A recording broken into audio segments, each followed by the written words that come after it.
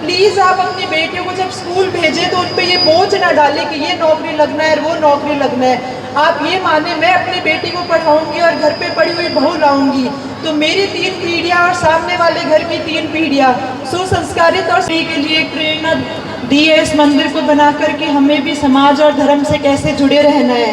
ये बहुत ही अच्छा संदेश दिया है और ये जो जस्ट हमसे सीनियर होते हैं वो अगर ये संदेश देते रहे तो उसकी रेलिवेंस ज़्यादा है कि हम बच्चे ज़्यादा कनेक्ट कर पाते हैं। एक बुजुर्ग 80 साल के अगर धर्म की बात करें तो बच्चों को ऐसे होता है बुजुर्ग है तो अब तो धर्म का ही काम रह गया, धर्म की बात करेंगे। लेकिन अगर यंगस्टर्स धर्म की बात करें तो वो बहुत ही अप्रिशिएटिव बात है क्योंकि उससे युवा जुड़ पाता है उस बात से। प्रेम सुख सर ने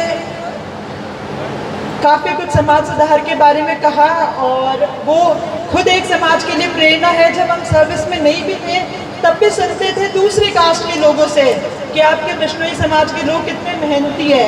एक IPS सर है जो 12 नौकरी लग और यहाँ पर के IPS है। दूसरा परिणाम के मदर सामने बैठे हैं। परी बिश्नोई जी ने जब 30 रैंक प्राप्त की थी तो बिश्नोई समाज के लिए महिलाओं के लिए वो बहुत ही गौरव का पल था।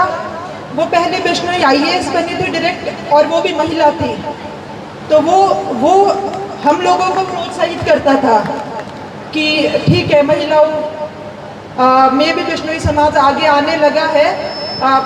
मैं तो लकी रही हूँ कि ठीक है शुरू से ही मुझे कॉन्वेंट स्कूल मिला है पर जो लड़कियाँ गाँव में है या फिर जैसे गुल्लू वाली गांव है, इतना दूर गांव है यहाँ, उन बच्चों के लिए परी बिश्नोई मैम है या प्रेम सुख बिश्नोई सर है, इनका जो संघर्ष वो सुनते हैं देखते हैं तो बहुत ही ज़्यादा मोटिवेटिंग फैक्टर के रूप में काम करता है। होता क्या है कि जब आप किसी लड़की को सेलेक्ट हुए देखते हो तो महिलाओं में वो फिर कॉन्फिडेंस आता है कि ये कर गई, इसको तो मैं देखती थी, मुझे उस फंक्शन में मिली, वहाँ मिली, इसके परिवार को मैं देख रही हूँ, ये मेरे परिवार की तरह साधारण परिवार से ही है।